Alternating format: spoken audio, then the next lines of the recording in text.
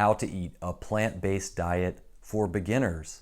What's up, y'all? I'm happy to share the talk you're about to see, which was given by Gabriel Miller at a recent party and book signing for his new book, The Plant-Based Diet for Beginners.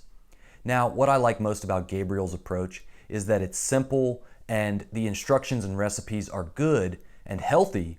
So it's the kind of thing you could give to a family member who maybe doesn't want to go 100% vegan. We've all got those people in our family, and this is the kind of resource you can share with them because, as we all know, once you get on that plant-based lifestyle, you start feeling good, you might lose some weight, all of a sudden you've got more energy, and then you want to learn more about plant-based nutrition, the vegan lifestyle. It opens a lot of doors. Well, Gabriel gave this informal talk and he shared some of his story, how he lost 100 pounds.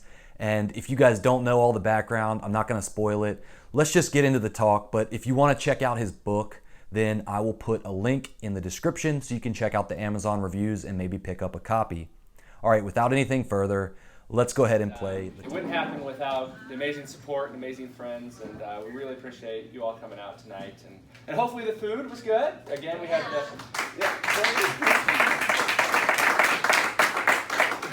had the blueberry muffins and the chili recipe from the book. So the key with the book is, we're writing it for beginners, and really hoping it can make a big difference with so many people this holiday season, this New Year's season, and making the simple switch to a plant-based diet. And I guess I just wanted to talk a little bit. If you don't know my personal story, I was a college football player at the University of Nebraska, a starting college football player at the University of Nebraska, won the Gator Bowl in 2013, beat the University of Georgia, so that was fun. But that off season that followed, I ended up suffering a career-ending back injury, breaking my back, and finding myself 100 pounds overweight, coming out of a 6.5-hour back surgery, working to put Humpty Dumpty back together again. And luckily that did help quite a bit, but I still found myself overweight, and I come out of surgery, and my doctors, the first thing they say is, well, now you got to lose weight. Now you got to get down to a healthy body weight. And my first question is, well, that would have been great 6.5 hours ago before surgery. Why did you tell me that? But that led me on a path which eventually led me to a plant-based diet. But along the way, as some of you know, I was a livestock production major. I like to say that I have a 4-year degree in breeding, feeding, fattening, slaughtering, slicing, and serving every animal that Old MacDonald ever dreamed of. It's not something I'm proud of, but it is a part of my past, and it's something that I've been able to utilize to help a lot of people with that background to either adopt a plant-based diet, work their way out of animal agriculture, or just maybe help their family members with a plant-based diet. So my journey to a plant-based diet was an interesting one, to say the least, and it's been a wonderful road filled with some great memories, some great people, and this is just kind of the cap to the wonderful journey that it's been to write this book. So couldn't have done it without everybody's help and support. So I did want to say, if anybody has any questions, I could answer some questions right now.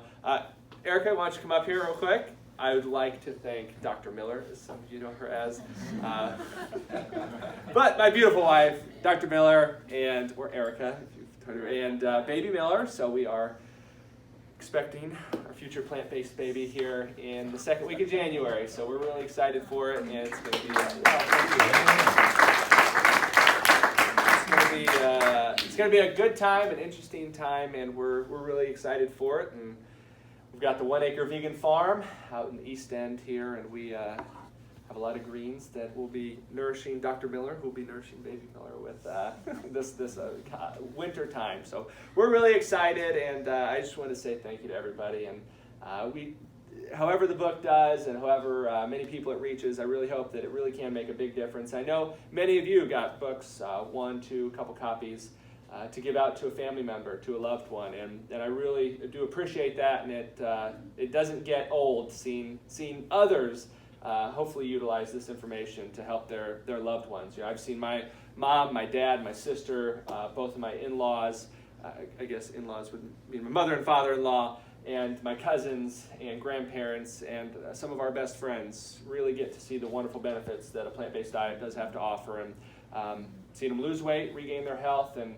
hopefully get to be around for a long time, and that means a lot. And I know those of you who are getting the book to family members, just thinking about how much you love them and just knowing that a simple exchange of a book or some simple knowledge, or sending them to a website, or sending them a recipe, sending them just a talk from a plant-based doctor can really make a huge difference. And it really is an honor to see that happening here and seeing everybody make that choice. So just want to say thank you, everybody. If you do have any questions, I'd love to answer them. If not, we can get back to some food and get back to some books. But thank you, everybody.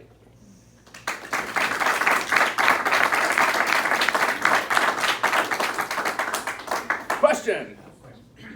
So thinking about when you started writing the book and now the other side of it, how different was the process than you were expecting when you started? You know, getting into it, I kind of had a lot of information either compiled up here or like on my laptop, or just some files that I had of different research and different talks and different information that I found helpful in my own life. Adopting a plant-based diet. I guess I didn't mention before, losing 100 pounds. So you see me now, you can imagine me 100 pounds heavier. And I didn't get any taller. But from there and now, it's really just been, the biggest thing was realizing how simple that I wanted it to be. Looking at different recipe books, looking at different plant-based books, just looking at kind of the gauntlet of everything out there. My goal and my hope would be that as we're helping others adopt a plant-based diet, we can make that step as simple and easy as possible. And I feel like there are great options out there, but I felt like that my biggest mission with the book was making, for my mom, my dad, my sister, my loved ones, and for everybody else's loved ones, to kind of make the bridge, to bridge that gap as simple, as seamless as possible. And so, the recipes are, hopefully many of them are familiar in their generality, right, of being, hey, this is a burger, this is a jackfruit sandwich that would be a pulled pork substitute, but hopefully simple changes that are easy to prepare that can really make the difference. So that was the biggest thing, realizing that, hey, it's not all about throwing as much information at people at one time. It's really making it so that it's easily digested, and then any more steps that they want to take are great, but making those simple changes to a plant-based diet is number one. Yeah. Brenda, you had your hand up. I don't know, I think you told me this, so forgive me for not remembering, but I was telling people about you this morning at our meetup, and didn't you say your parents converted their farm? Did I make that up? So Dr. Miller's family, she grew up on a pig farm. So my father-in-law was a pig farmer his whole life, ever since he was, probably knee-high, and now he's in his 50s. He's not 60 yet. He's in his 50s, and been a pig farmer his whole life. But my mother-in-law had actually gotten a diagnosis of breast cancer, and this was pretty shortly after, maybe 6 months after I had adopted a plant-based diet. Dr. Miller was still kind of working her way over to the plant-based way. It didn't take much longer than that. But about 6 months after I'd adopted a plant-based diet, my mother-in-law comes down with this diagnosis of breast cancer, and she goes through most of the standard practice, standard care, but gets to the point where and we had been telling her, hey, you should check out a plant-based diet. I'd been experiencing some of the benefits. I'd lost a good amount of weight. I'd really began regaining my health. We were sending that over there to her, but it came to the point where her doctor was saying that she was going to have to take a chemotherapy pill for the rest of her life, and she was, hopefully had another half of her life to live, and with all the side effects and the negatives that it does have. And so she said, all right, well, I'll start watching or checking out some of that plant-based information that you had, right, as they're living on a pig farm, and my father-in-law's out there, raising pigs all day. And so they decided that, hey, she was going to make the switch, and my father-in-law, being the loving and amazing person that he is, decided that he would give a plant-based diet a try. They weren't preaching and telling the world and telling all their farm neighbors that they were doing that. But at the time, they gave it a try, and they haven't looked back. They've been completely plant-based for two years now. And so my mother-in-law is completely cancer-free. My father-in-law, he wasn't someone who was necessarily unhealthy, but someone who has lost weight, gotten down to his healthy body weight, gotten off of his cholesterol medication, gotten off his blood pressure medication, and they're both really just the wonderful example of health and what a plant-based diet can do. So yeah. That's awesome. So he doesn't raise pigs anymore. He does not raise pigs anymore. Yeah. That's awesome. Anybody else? Yes. what are just a couple of your favorite recipes from the book that y'all make on kind of a weekly or regular basis? Well, can I see a book real quick? So, if you've gotten a book, you might have looked through some of the recipes. And some of the recipes are my favorites. Like tonight we had the blueberry muffins. Those are a really great one, especially if you have some kids or grandchildren and they come over for the weekend, or you just want a snack that can be up on the counter, which fresh fruit and vegetables are a wonderful snack, but if they're wanting something a little bit more, that makes a great option. The chili's a great recipe. The lentil loaf was a great recipe, this Thanksgiving time or around the holidays. But and those are all great recipes. And believe me, the 75 recipes are some of my favorite recipes. Ones I used to lose 100 pounds. Ones I've seen my mom lose 70 pounds. My sister lose 60 pounds. My dad lose 75 pounds. But really what I think and where I think the most benefit is recipe-wise or cooking or preparing food-wise is going to be in the, let me just pull it up here. Right here on page 20, you've got how to cook the basics. And so beyond cooking the recipes, which are wonderful, and they should all, the majority of them should be done in 30 minutes or with one pot, so you're not dirtying a full kitchen full of kitchenware, and simple to make with ingredients you can find at Food Line or really whatever grocery store you have. But beyond all that, I think the real key and my favorite part of the book and why I told the publishers was if you want to work with me, or we're going to make this happen, then we're putting this in here, and that's cooking the basics. And so in the book, you'll have how to cook all the simple starchy staples, the foods that I build a diet around, that people in populations have built diets around, food like rice, beans, potatoes, oats, corn, quinoa, and sweet potatoes. And so in the book, you'll see how do I cook brown rice, quinoa, potatoes, white potatoes, red potatoes, yellow potatoes, sweet potatoes.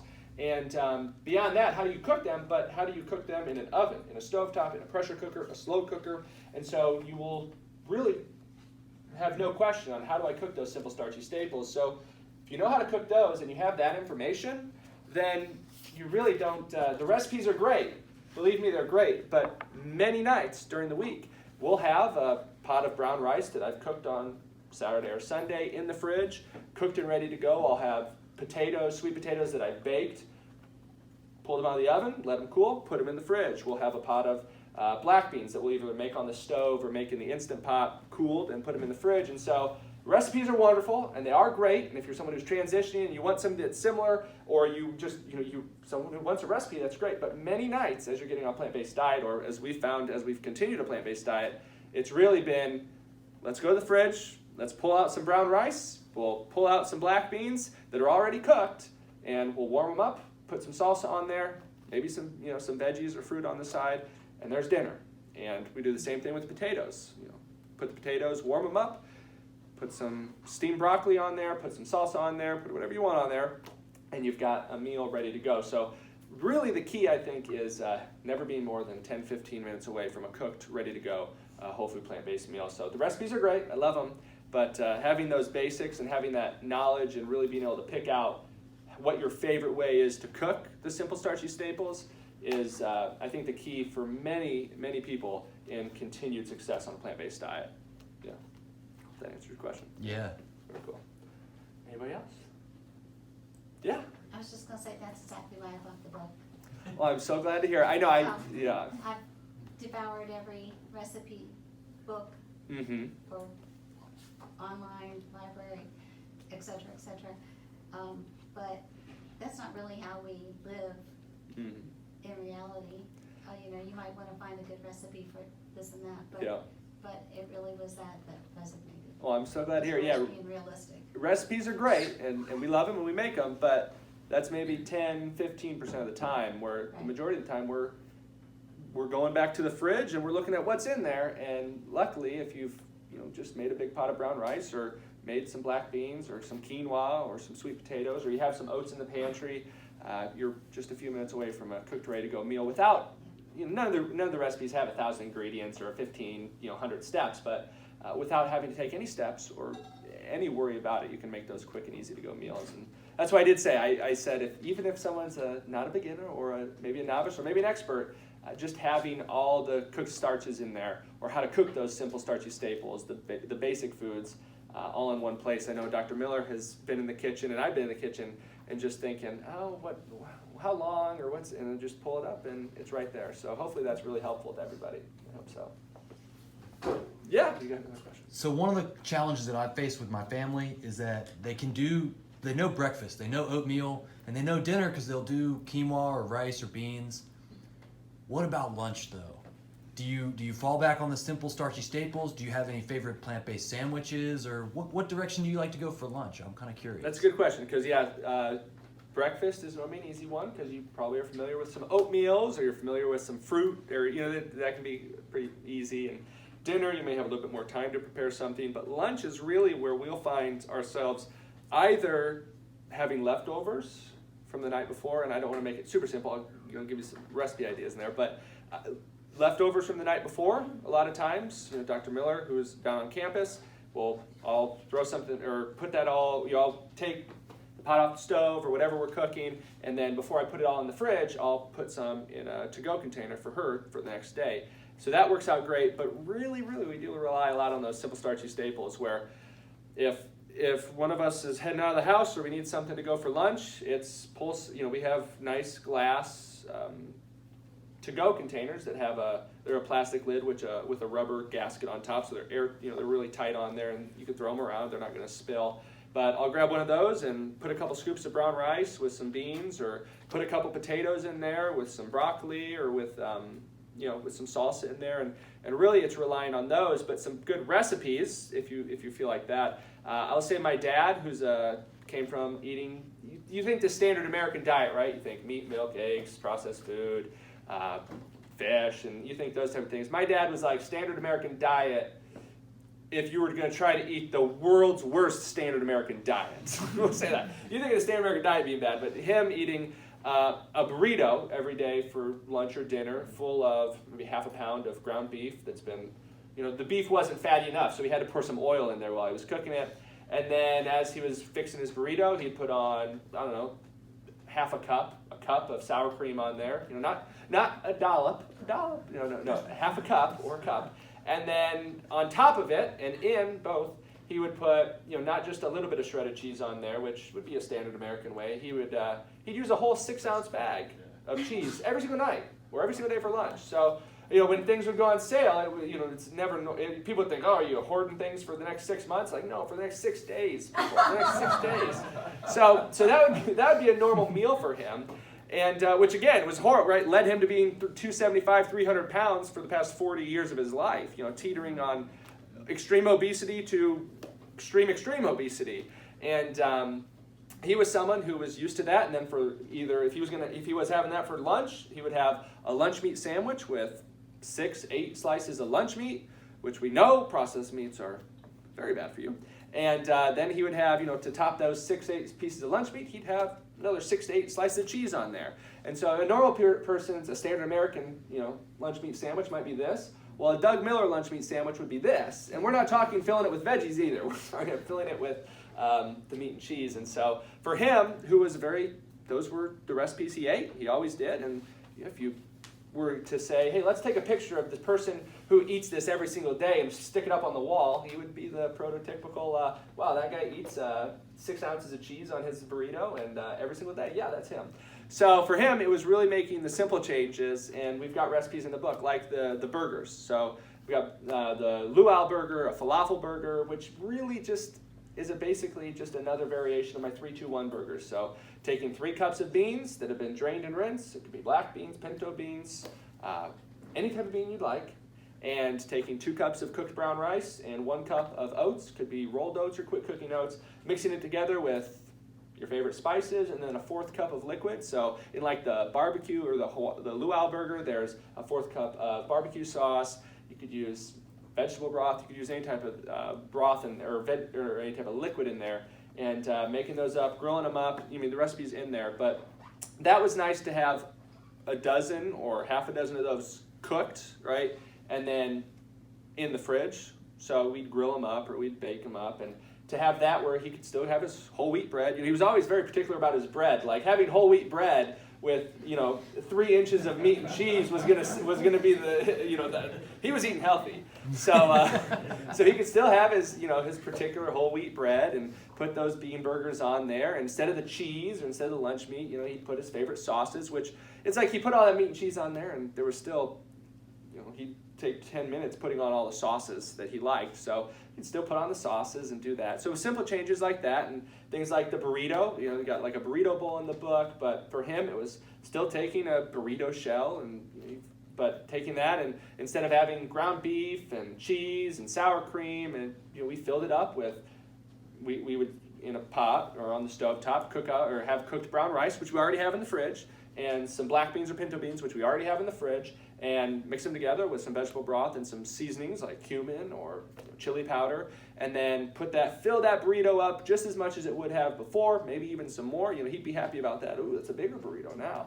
And so we'd wrap it up. We would keep the cheese and sour cream out, but then we'd put on some shredded lettuce. He loves lettuce, so we'd put on some lettuce on there, and then he'd put on just as much taco sauce or salsa on there. That wasn't he can get better about that, but the real problem was what was in that burrito. And as someone who ate that every single day for 40 years, we're talking about from the time he left college, from the time he started his plant-based journey just a few years ago, just a year and a half ago, no, 2 years ago now. 2 years ago now, he ate, was that about 40-year period, he would eat a lunch meat sandwich and standard American diet on steroids burrito every single day. Without fault. And so for someone like him to make that change was pretty impressive, but it was pretty easy. You talk to him now, he'll say, I don't miss it. I get to eat more food now. I weigh less. I feel better. And hopefully that's really helping others as well. So I guess to get your lunch question, we use a lot of leftovers, but simple starchy staples, but finding what your favorite lunch food is and just making a healthy plant-based alternative is also a great way to go.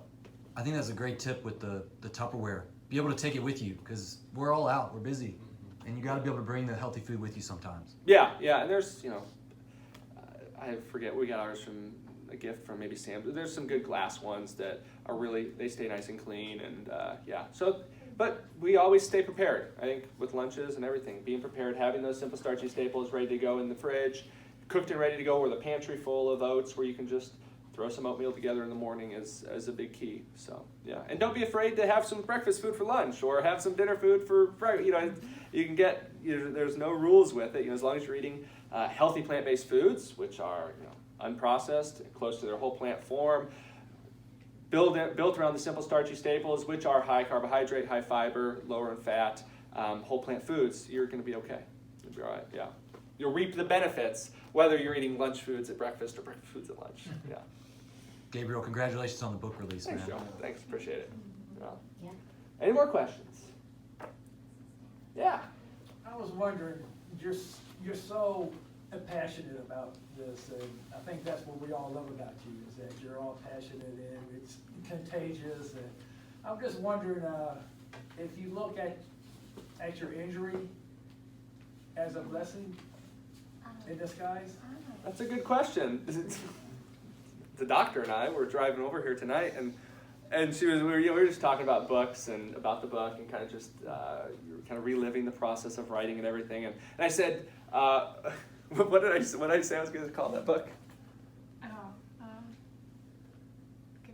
Give me a break. Yeah. I was like, if I ever write like a book about the injury, it'll be Give Me a Break. So when I think about the back injury, I wouldn't wish it on anyone. I wouldn't wish it on myself again, clearly, definitely. I wouldn't wish it on my worst enemies.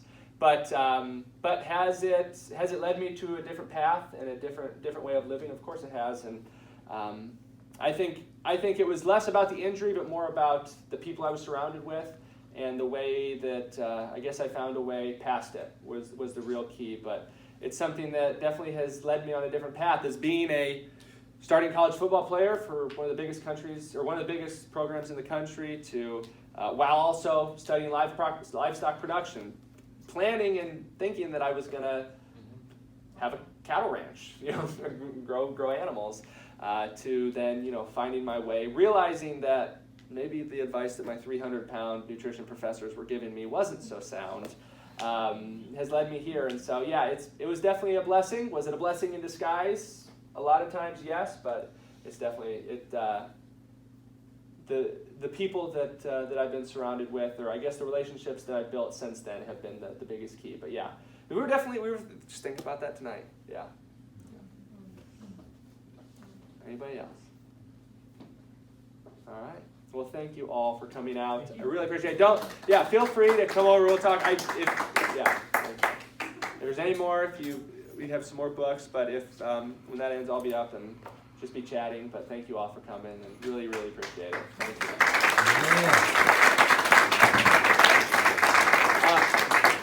Don't leave without an extra muffin. Yes, don't leave without an extra muffin. But then I will also say that if you do enjoy the book and you feel so inclined, then a review on Amazon does help. Others who are thinking about a plant-based diet that may not have, maybe not know me as the author, but just be looking at the book as a way to adopt a plant-based diet. So if you find it helpful and you feel so inclined, that really does make a difference. So thank you all. Thank you all. Don't leave without an extra muffin. That's right, yes. So there it is, y'all. Some great tips for getting started on a plant-based diet, which come from his own experience transforming his health and the health of his family members for the better. And I think that's something we'd all like to see. So if you want to learn more about the resource that he's offered in the book, The Plant-Based Diet for Beginners, then click on the link in the description down below. And if you'd like to stick around here on YouTube, check out his channel, Based Gabriel, by clicking the thumbnail that pops up right now. All right, y'all know what time it is. Red Pill Vegan. Next.